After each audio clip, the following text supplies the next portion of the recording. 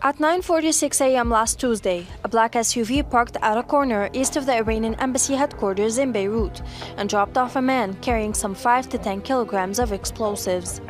When reaching a corner 50 meters away from the embassy's main entrance, the suicide bomber runs towards the embassy door.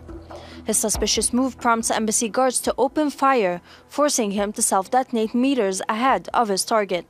The plan was that suicide bomber A blows open the embassy entrance, thus making way for suicide bomber B, who was driving an SUV, to enter the embassy headquarters, thus causing a much bigger loss in lives. Seconds later, suicide bomber B, driving an SUV loaded with around 65 kilograms of explosives, follows the same route taken by suicide bomber A, only to find a water truck parked in the middle of the road.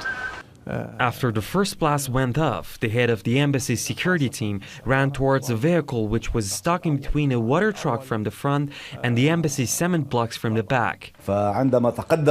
When the second suicide bomber saw the embassy guard running towards him, he panicked and self-detonated ahead of time. The time that separated the two blasts was 1 minute, 38 seconds. Lebanon's Al Akhbar and As Safir Daily both confirmed that the perpetrators had spent the night at a hotel in Beirut located a little over 1 kilometer away from the Iranian embassy.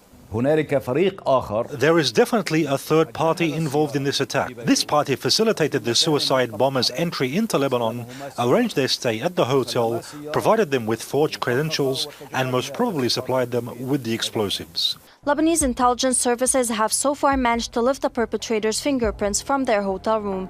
Meanwhile, forensic detectives have wrapped up their on-scene investigations, as the blast scene is currently being sealed.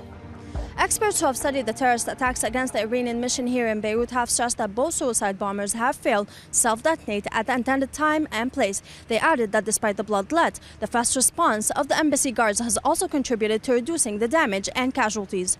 Altaf Ahmed, Press TV, Beirut.